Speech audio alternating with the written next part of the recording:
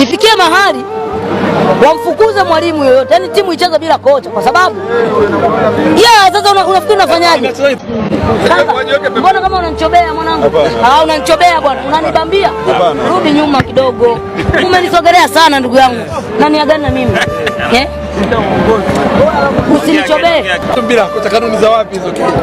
Sababu kaka, umefukuza makocha 9, timu bado ni ile ile. Unashindwa kujua kwamba tatizo sio kocha, tatizo ni wewe. Ujiongezi. Yani wewe uelewi kwamba wewe ndio shida. Yani unajua bwana, viongozi wa Simba wanahisi kama wanaongoza mbuzi. Mamangu mwanamke anakwambia, viongozi wa Simba wanahisi kama wanaongoza mbuzi.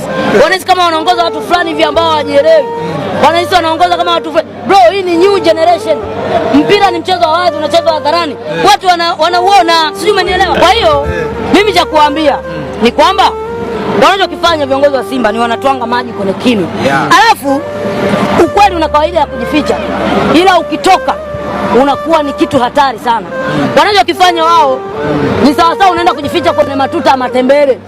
Yani unahisi watu hawakuoni, kitu ambacho ni uongo. Ifikie mahali wao ndio wajitathmini. Sasa utafukuza makocha wangapi?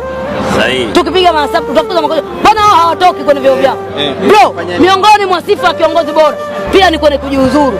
Sisi tulishaongea sana, wengine mpaka tukaambiwa hakuna kuja uwanjani, tukapewa mipaka ya uwanjani, lakini hatutaacha kuongea kwa sababu sisi kama mashabiki ni haki yetu kuongea na ni haki yetu kuhoji na kujibiwa. Unajua bwana, hivi vitu ni simple. Tutapata tu majibu. Shida ni makocha au shida ni wao?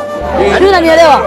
Yaani mimi kuna vitu vinatokea huwa naona kwa wakati ni vizuri kutokea, kwa sababu ukipiga mahesabu mpaka sasa hivi Simba Sports imefukuza makocha takribani 9, si ndio? Makocha takribani 9 na wanasema Matola anaenda kuondoka, si ndio? Wanasema watamfukuza.